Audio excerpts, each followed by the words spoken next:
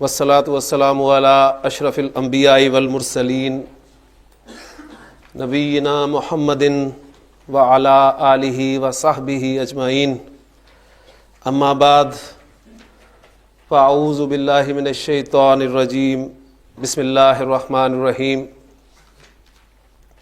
الحمد للہ الذی ہدانا لہذا وما کنا لنہتدی لولا ان ہدانا اللہ، صدق اللہ العظیم۔ رب اشرح لی صدری ویسر لی امری واحلل عقدۃ من لسانی یفقہوا قولی۔ رب یسر ولا تعسر وتمم بالخیر، آمین یا رب العالمین۔ سورۃ الاعراف کی آیت میں نے آپ کے سامنے تلاوت کی ہے۔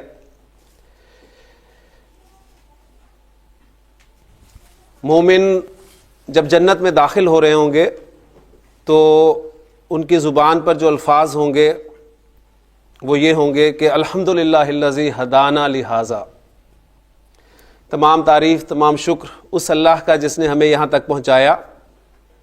وما کنا لنہتدی لولا ان ہدانا اللہ، اور ہم کبھی بھی یہاں نہ پہنچ پاتے اگر اللہ ہمیں یہاں نہ پہنچاتا۔ یہ آیت میں نے آپ کے سامنے خاص اس مقصد کے لیے تلاوت کی ہے اور اس کا ترجمہ آپ کے سامنے بیان کیا ہے کہ ہم یہاں پر آنے کے بعد اللہ تعالیٰ کا شکر ادا کریں۔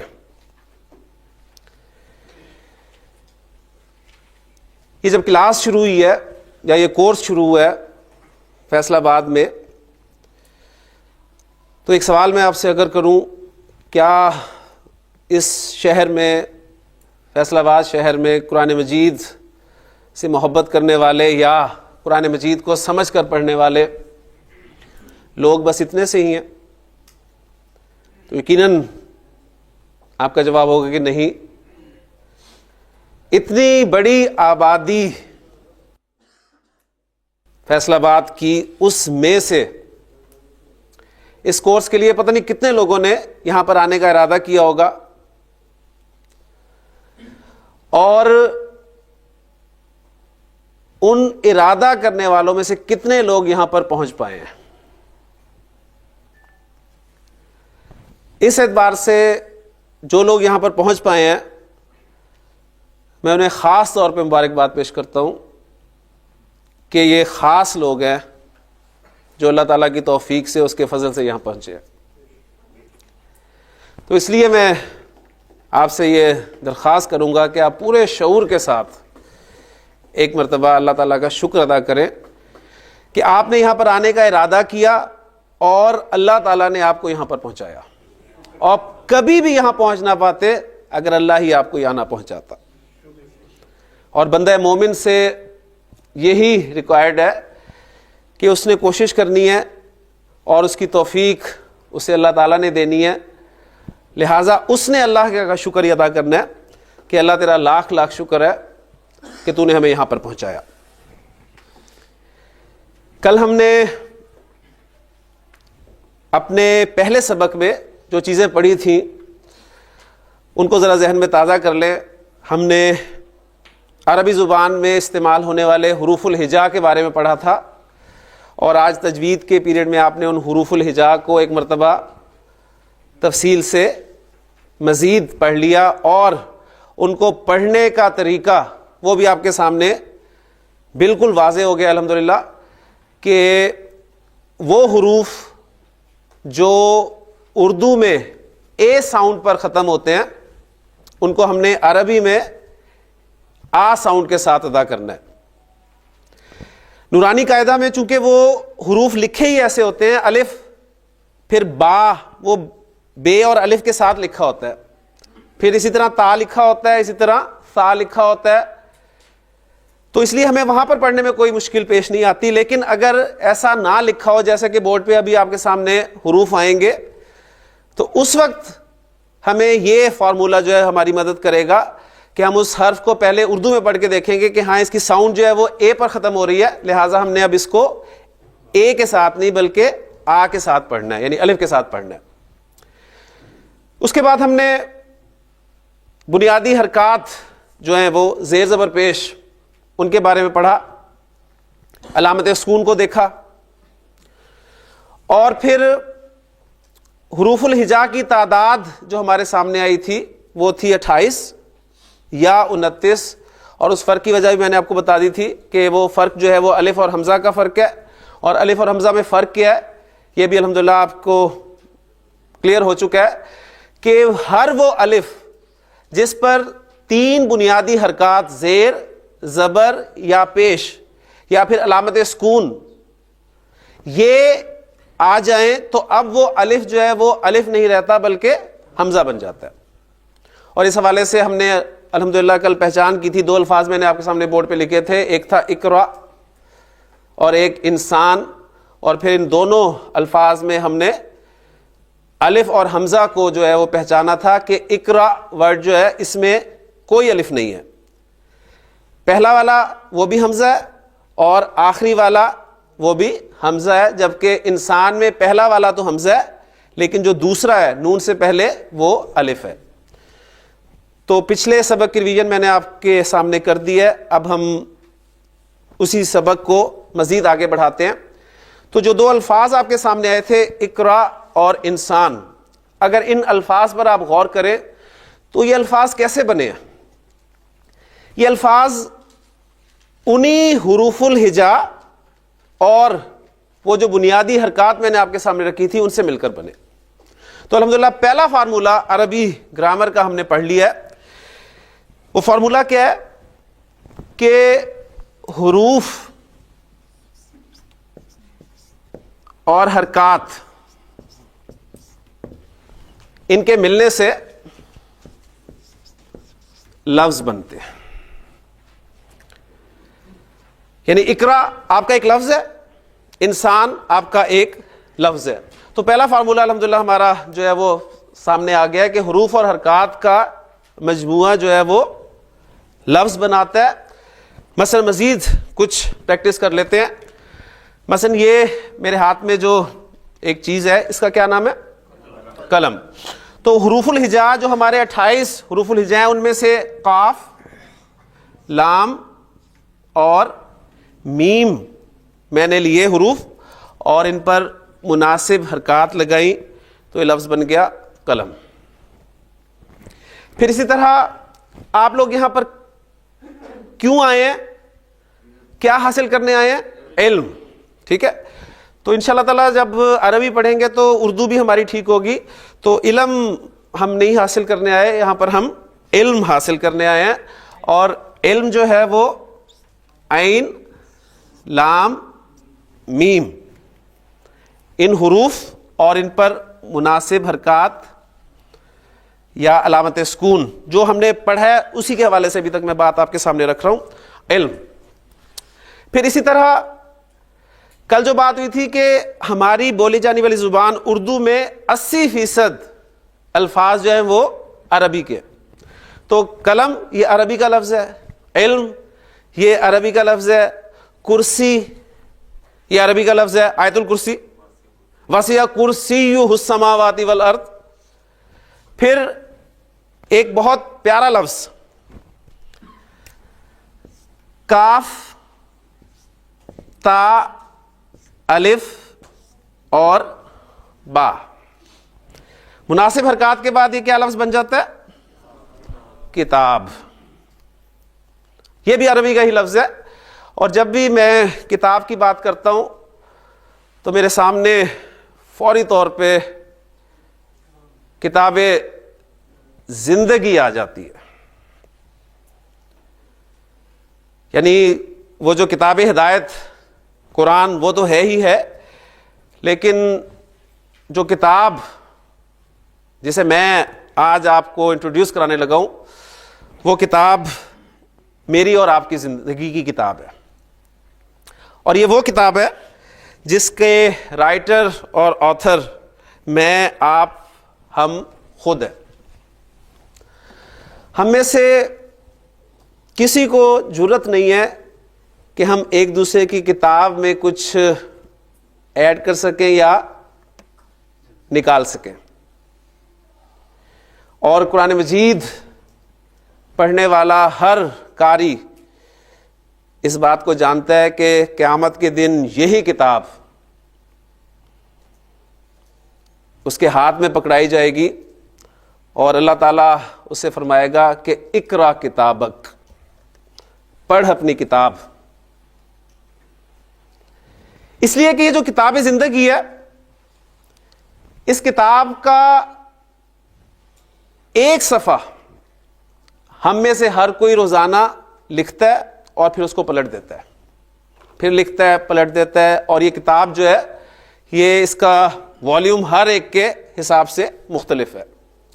اور ہم سب یہ بھی جانتے ہیں کہ ایک دن ایسا آئے گا کہ ہم اس کتاب کا، یعنی اس کتاب زندگی کا آخری صفحہ لکھ رہے ہوں گے، اور ہمارے مرتے ہی، ہماری آنکھ بند ہوتے ہی ہمارے ساتھ یہ کتاب بھی بند کر دی جائے گی. اور پھر قیامت کے دن یہی کتاب جو ہے اللہ تعالیٰ ہمارے ہاتھ میں پکڑائے گا اور کیا فرمائے گا کہ اقرا کتابک، پڑھ اپنی کتاب، کفا بنفسک الیوم علیک حسیبا، آج تو اپنا حساب کرنے کے لیے خود کافی ہے.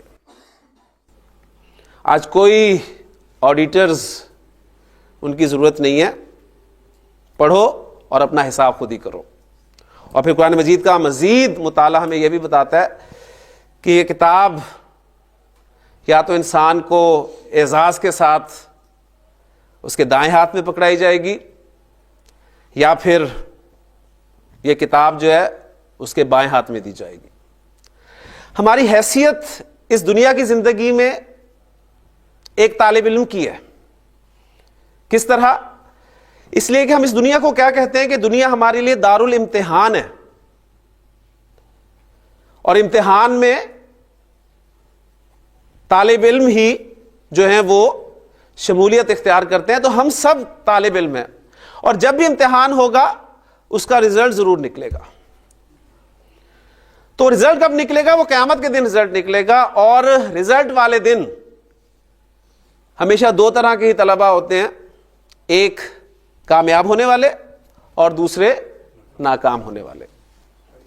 لہذا وہی دو طلبہ، دو ایک قسم کے طلبہ، ان کو سامنے رکھتے ہوئے بڑی خوبصورت انداز سے اللہ تعالیٰ نے یہ بات ہمیں سمجھانے کی کوشش کی ہے.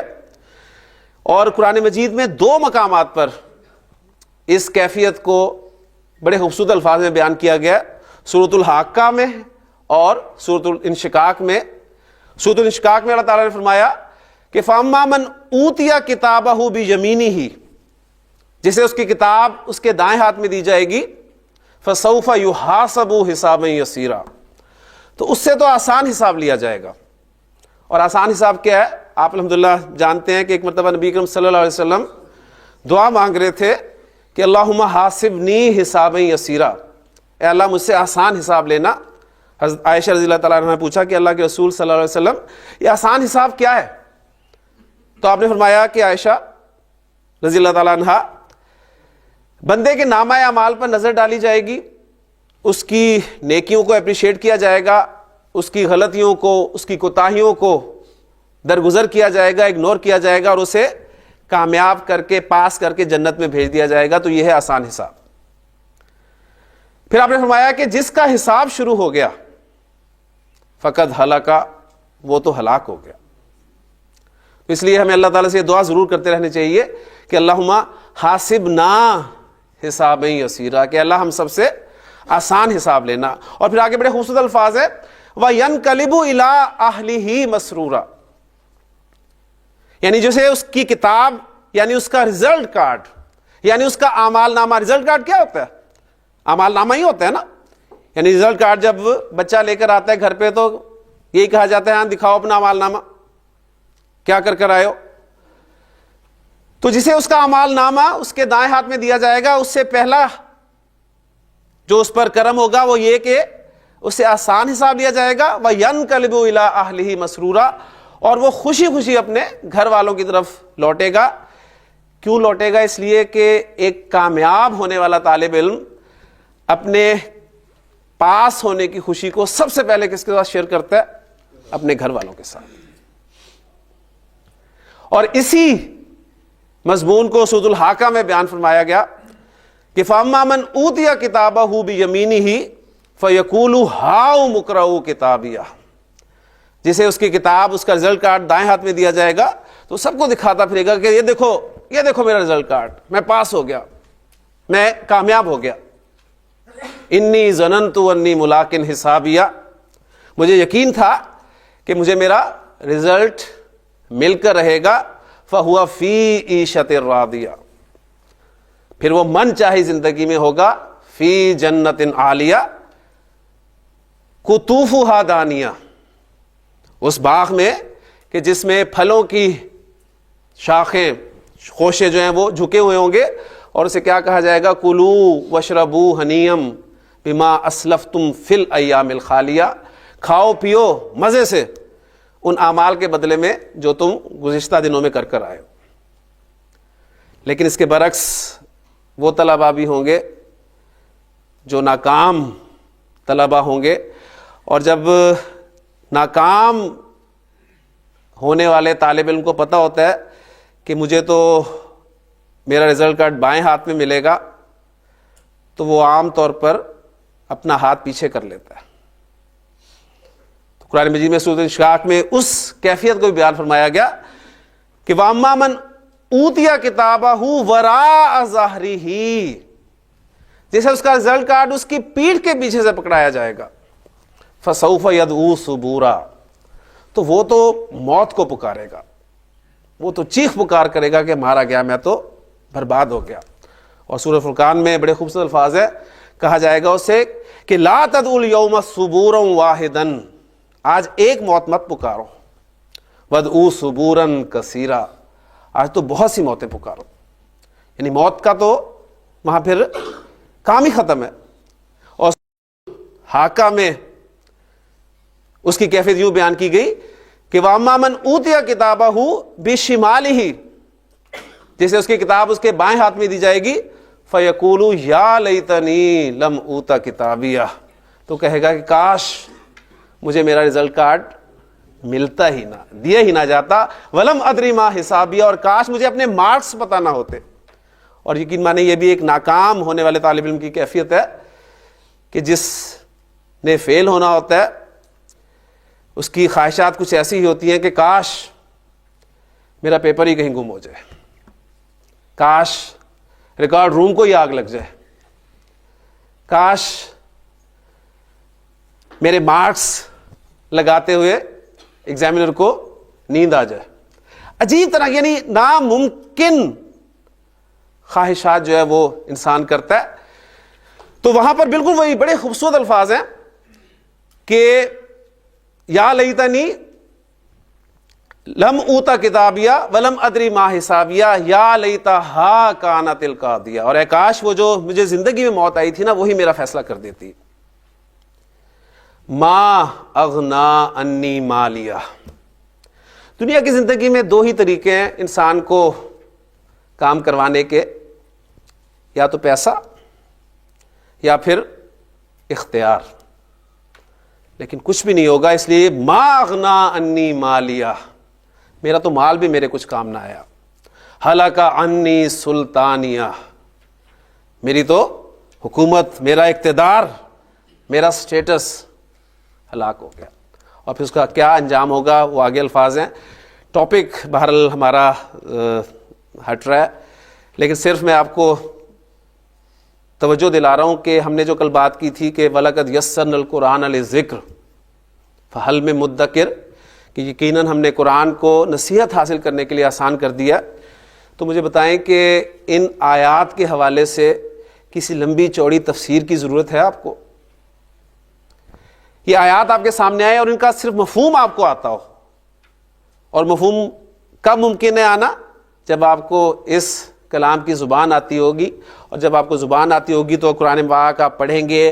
ان دونوں جگہوں سے آپ پتہ نہیں کتنی مرتبہ قرآن مجید کی گزرے ہیں، لیکن کبھی بھی آپ نے توجہ نہیں کی کہ یہ تو ہمارا ہی ذکر ہے. تو اب ہم نے یہ طے کرنا ہے کہ ہم اپنی اس کتاب کو، اس کتاب زندگی کو کس ہاتھ میں لینے کی تیاری کر رہے ہیں. ہمارے اعمال جو ہیں وہ کس قابل ہے.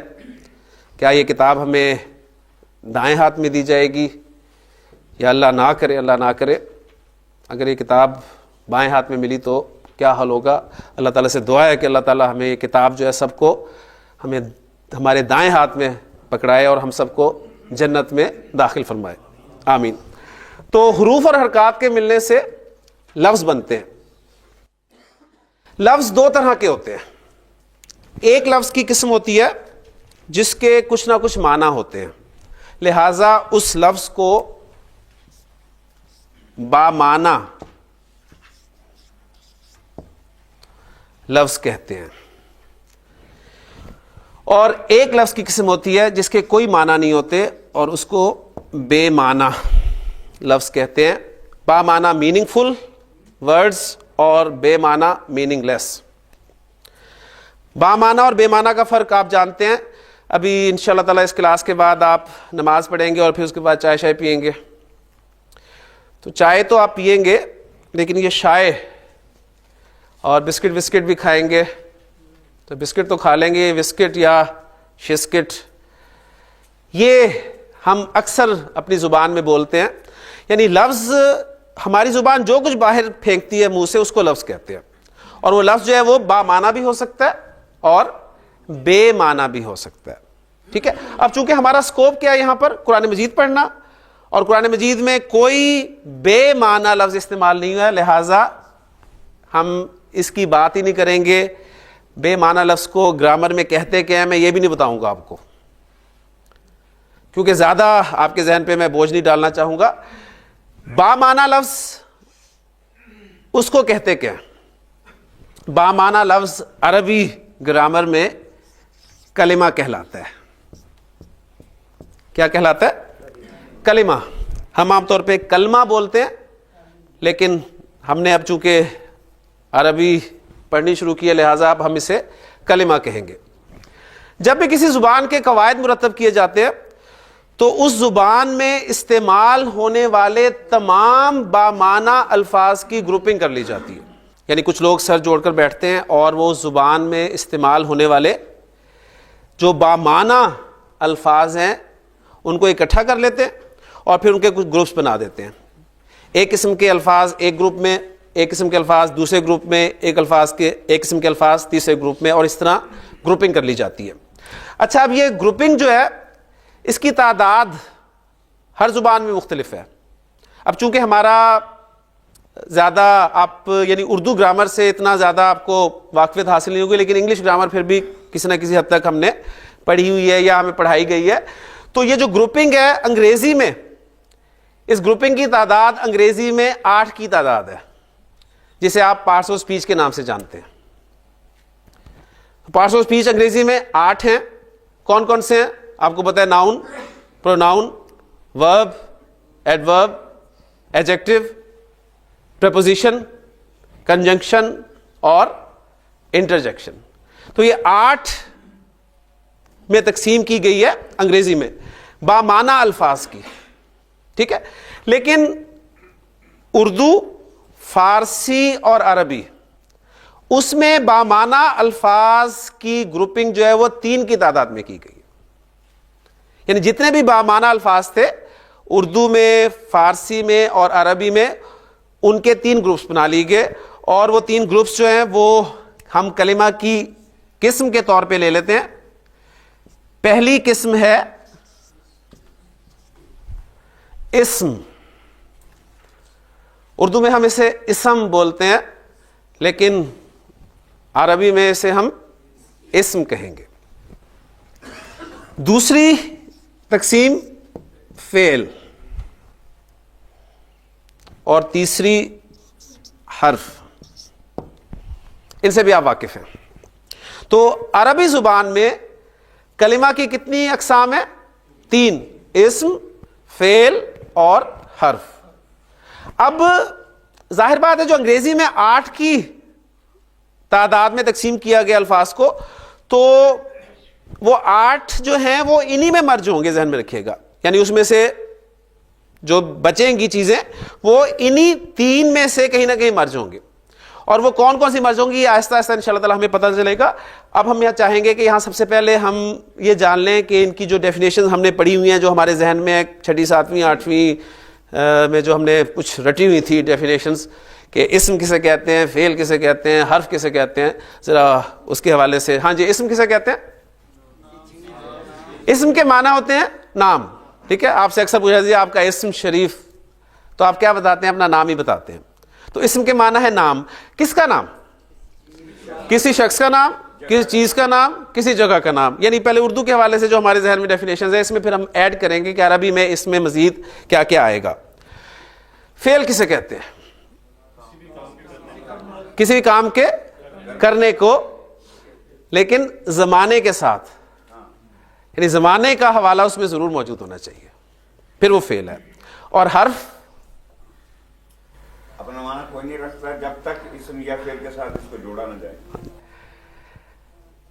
تو حرف, اب دیکھیں اسم فعل حرف یہ تینوں کلمہ کی اقسام ہے, اور کلمہ کیا ہے؟ بامعنی لفظ ہے. ٹھیک ہو گیا؟ لہذا حرف وہ کلمہ ہوگا جو اپنا مفہوم اس وقت واضح کرے گا جب کسی دوسرے کلمہ کے ساتھ مل کر آئے گا. اب چونکہ یہی ایک نئی چیز آپ کے لیے تھی تو اس حوالے سے ایک ایگزامپل میں آپ کو دے دیتا ہوں. دیکھیں, میں کہتا ہوں پر, اردو میں پہلے ایگزامپل دے لیتے ہیں. پر, یہ پر ایک حرف ہے اور اس کے اپنے ایک معنی ہے.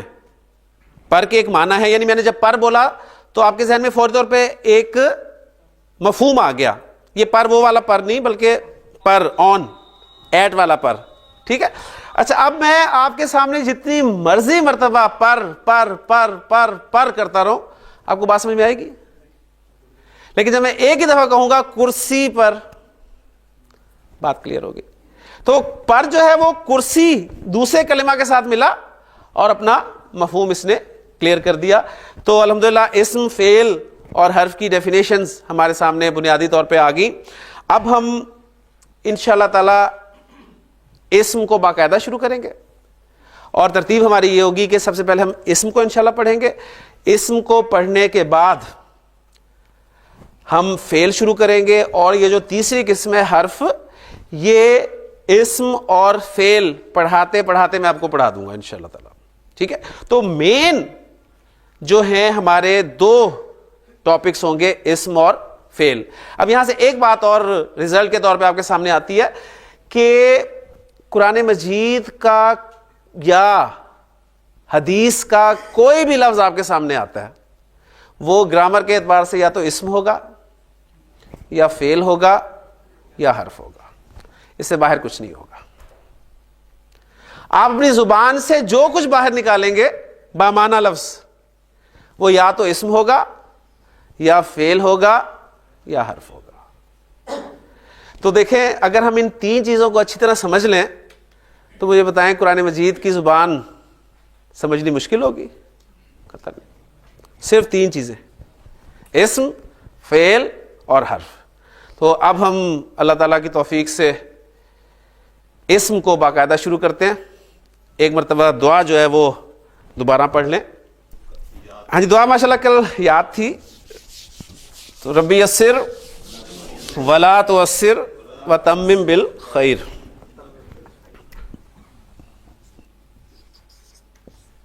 اسم ڈیفینیشن آپ کے سامنے آ گئی ہے. اسم سے مراد نام ہے, اور کسی شخص کا نام.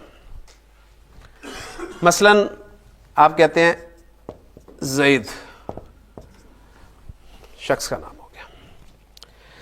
پھر اسم جب بھی آئے گا آپ کے سامنے عربی میں, تو ذہن میں رکھیے گا کہ اب انگریزی کی تقسیم کو بھی سامنے رکھیں. ناؤن, اسم, پروناؤن. وہ جو پروناؤن ہے وہ بھی آپ کا اسم میں ہی آئے گا. یعنی پروناؤن کو کیا کہتے ہیں اردو میں؟ اسم ضمیر. ٹھیک ہے. تو اسم ضمیر, اسم ساتھ لگا ہوا, اس کے لہٰذا آپ کا جو پروناؤن ہے, جو ضمیر ہے, وہ بھی اسم کی کیٹیگری میں آئے گا. اور پروناؤنس کیا ہیں آپ کے؟ میں سب سے پہلے, اور میں کیا ہے؟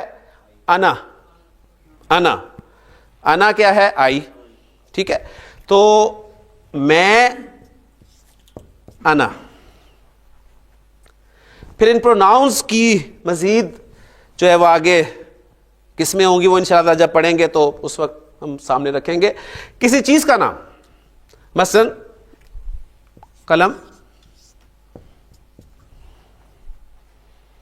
کسی جگہ کا نام مثلا مسجد،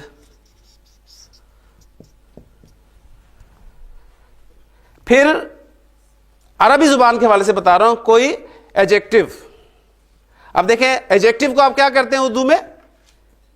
اسم صفت، تو اس کے ساتھ بھی اسم لگا ہوا ہے. لہٰذا آپ کے جو ایڈجیکٹوز ہیں یعنی انگریزی میں وہ اب دیکھیں وہ مرج ہو رہے ہیں. وہ جو 8 کی تقسیم ہے وہ ان 3 میں ہم نے فٹ کرنی ہے. تو اس میں پروناؤنز آ گئے اور ایڈجیکٹوز بھی آ گئے. تو کوئی صفت جو ہے، آپ دیکھیں ہم بولتے ہیں اسے اردو میں بولتے ہیں صفت، لیکن اس کی پروننسیشن جو ہے عربی میں وہ ہے صفت. صفت یعنی فا پہ زبر بولنی ہے. تو کوئی صفت جو ہے وہ اسم کی کیٹیگری میں آئے گی. مثلا نیک ایک صفت ہے اور اس کے لیے ہم عربی میں کون سا لفظ استعمال کرتے ہیں؟ صالح. یہ چند چیزیں آ گئی. پھر ایک سب سے اہم چیز جو ہم نے اسم کی کیٹیگری میں رکھنی ہے وہ ہے نیم آف ایکشن، کسی کام کا نام. آپ کوئی بھی کام کرتے ہیں، ہر کام کا کوئی نہ کوئی نام ہے. میں کیا کر رہا ہوں؟ پڑھا رہا ہوں، میں لکھ رہا ہوں، آپ پڑھ رہے ہیں. ٹھیک ہے. اچھا، اب پڑھنا، لکھنا، دیکھنا، سننا، بولنا، یہ سارے نیم آف ایکشنز ہیں. انہیں ہم فیل نہیں کہیں گے. عام طور پہ فیل کی ڈیفینیشن میں ہم یہی لیتے ہیں نا. فیل وہ لفظ ہوتا ہے جس میں کسی کام کا کرنا یا ہونا پایا جائے. مثلا کھیلنا، بیٹھنا، دوڑنا، بھاگنا، کھانا پینا، سونا وغیرہ. تو ہم ایگزامپل رکھتے ہیں کہ نون الف نا والے یہ سارے فیل ہیں. لیکن اب یہاں تھوڑا سا ذرا ہم فرق کریں گے کہ جتنے بھی نیم آف ایکشنز ہیں یہ اصل میں اس میں زمانے کا ذکر نہیں ہے. دیکھنا، اس میں کوئی زمانہ پایا جا رہا ہے؟ دیکھا، اس میں زمانہ ہے. میں کہتا ہوں اس نے دیکھا، تو آپ کو پتہ چل گیا کام دیکھنے کا ہوا ہے لیکن ساتھ زمانہ بھی پتہ چل رہا ہے ماضی کا. دیکھتا ہے یا دیکھے گا، اس میں آپ کو پتہ ہے کام ہو رہا ہے دیکھنے کا لیکن ساتھ زمانہ بھی پتہ چل رہا ہے. تو دیکھا، دیکھتا ہے یا دیکھے گا، یہ ہمارے افعال ہوں گے، فعل ہوں گے. اور دیکھنا جو ہوگا یہ ہمارا اسم ہوگا. تو نیم آف ایکشن جسے آپ وربل ناؤن بھی کہہ سکتے ہیں، جسے آپ انفینیٹیو بھی کہہ سکتے ہیں، تو یہ بھی آپ کا اسم کی کیٹیگری میں آئے گا. مثلا مارنا ایک کام ہے، ایک کام کا نام ہے، تو اس کے لیے عربی میں لفظ استعمال ہوتا ہے ضرب. کہتا ہے نا میں نے ضرب لگائی، تو ضرب جو ہے یہ نیم آف ایکشن ہے. تو اسم کے حوالے سے الحمدللہ ہمارے سامنے مزید ایک بات آ گئی. اب میں نے چونکہ اسم کو استعمال کرنا ہے اپنی گفتگو میں، اپنی تحریر میں لانا ہے، تو عربی زبان میں کسی بھی اسم کو صحیح طریقے سے استعمال نہیں کر سکتا جب تک مجھے اس کے بارے میں 4 باتیں معلوم نہ ہوں. جی ڈاکٹر صاحب میں نے کیا کہا؟ جب تک 4 باتیں نہ معلوم ہوں اس کی صحیح اسم کے بارے میں جب تک مجھے 4 باتیں اچھی طرح معلوم نہ ہو جائیں میں اس اسم کو استعمال نہیں کر سکتا. ٹھیک ہے. اب وہ 4 باتیں کیا ہیں؟ وہ اس وقت تو وقت اتنا ہی ہے کہ میں صرف ان کی آپ کو ہیڈنگز ہی دے دیتا ہوں، پھر انشاءاللہ تعالی کل سے ہم ایک ایک بات کو تفصیل سے پڑھیں گے. تو وہ جو 4 باتیں ہمیں معلوم ہونی چاہیے وہ کیا ہیں، وہ میں آپ کے سامنے بورڈ پہ لکھتا ہوں. کسی بھی اسم کو جملے میں استعمال کرنے کے لیے مجھے اس اسم کی جنس یعنی جینڈر یعنی مذکر یا مؤنث، اس اسم کا مذکر یا مؤنث ہونا معلوم ہونا چاہیے، ورنہ میں غلطی کروں گا. قلم یا چلیں کرسی، کرسی کو جملے میں استعمال کریں ذرا، جس سے مجھے پتہ چلے کہ اسم کرسی جو ہے اردو میں مذکر ہے یا مؤنث ہے. کرسی پڑھی ہے، کبھی آپ نے کہا کرسی پڑھا ہے؟ ٹھیک ہے نا, یعنی آپ کی بات میں کر رہا ہوں, آپ نے تو نہیں کہا نا کبھی, ٹھیک ہے. کرسی اردو میں ہمیشہ پڑھی ہوتی ہے, صحیح ہے. اچھا, اب کرسی اردو میں مؤنث استعمال ہو رہی ہے, حالانکہ کرسی سیکس کے حوالے سے کچھ بھی نہیں ہے, ٹھیک ہے نا, لیکن ہم اس کرسی کو اردو میں مؤنث استعمال کر رہے ہیں, ٹھیک ہو گیا. اچھا, اب یعنی ہر لفظ ہر زبان میں جنس کے اعتبار سے مختلف ہوگا. دلچسپی کی بات یہ کہ کرسی عربی میں مذکر ہوگی, بات سمجھ میں آئی؟ یعنی یہ دیکھیں دلچسپی آپ کی یہاں سے بنے گی کہ کرسی اردو میں مؤنث ہے لیکن عربی میں مذکر ہوگی. اب مذکر مؤنث کا ہمیں کیسے پتہ چلے گا؟ کوئی اس مذکر ہے مؤنث ہی ہمیں پڑھنا پڑے گا نا اس کے بارے میں. تو اس لیے پہلا اہم ٹاپک ہمارا ہوگا, ہمیں اسم کے جنس کے بارے میں جاننا ہوگا کہ کون سے اسماء جو ہیں عربی میں مذکر استعمال ہوتے ہیں, کون سے مؤنث. جو مذکر ہیں وہ تو حقیقی مذکر ہیں ہی ہیں, جو مؤنث ہیں حقیقی طور پہ وہ تو مؤنث ہیں ہی ہیں. دوسرے جو الفاظ ہم استعمال کرتے ہیں, مثلا کتاب, ہم اردو میں کیا کہتے ہیں؟ میری کتاب. میری کتاب, کبھی میرا کتاب نہیں کہا, لیکن عربی میں کتاب جو ہے وہ مذکر ہے. اردو میں ہم کہتے ہیں آسمان نیلا ہے, لیکن عربی میں آسمان مؤنث ہے, ٹھیک. تو یہ ایک دلچسپ ٹاپک ہے, سب سے پیارا اور دلچسپ ٹاپک عربی کا جنس کے حوالے سے. نمبر 2, مجھے اسم کے عدد کے بارے میں پتہ ہونا چاہیے. عدد سے مراد اسم کا نمبر ہے, اور نمبر سے مراد آپ جانتے ہیں واحد اور جمع. اردو میں, انگریزی میں سنگولر پلورل, لیکن عربی میں عدد 3 ہے. واحد ایک کے لیے, جمع کل بھی مفتی صاحب بات کر رہے تھے آپ کے سامنے 2 سے زیادہ کے لیے, ٹھیک ہے, اور 2 کے لیے مثنیٰ یا تثنیہ. اور نمبر 3 اسم کی وسعت. وسعت سے مراد کیپیسٹی, اور کیپیسٹی سے مراد اسم کا نکرہ یا معرفہ ہونا, یہ بھی آپ کے علم ہے. اور چوتھی چیز اسم کا اعراب. اعراب کسے کہتے ہیں؟ آپ کے ذہن میں فوری طور پہ آ جائیں گی حرکات, جبکہ اعراب اور حرکات میں ایک بہت بڑا فرق ہے. کل انشاءاللہ تعالی یہیں سے ہم اپنے سبق کو شروع کریں گے. جو آج آپ کو سبق ملا ہے وہ یہ ملا ہے کہ حروف اور حرکات کے ملنے سے لفظ بنتے ہیں. لفظ کی 2 اقسام ہیں, بامعنی اور بے معنی. بامعنی لفظ کو کلمہ کہتے ہیں. کلمہ کی 3 اقسام ہیں, اسم, فعل, حرف. اور اسم کو ہم اگر جملے میں استعمال کرنا چاہتے ہیں, کسی ترکیب میں لانا چاہتے ہیں, تو 4 باتیں مجھے اس کے بارے میں معلوم ہونی چاہیے. اسم کی جنس, عدد, وسعت اور اعراب. اب ان کے بارے میں تفصیل سے انشاءاللہ تعالی ہم پڑھیں گے. اللہ تعالیٰ سے دعا کرتے رہیں کہ اللہ تعالیٰ ہمارے لیے آسانیاں فرمائے. سبحانک اللہم و بحمدک, اشہد ان لا الہ الا انت, استغفرک و اتوب الیک.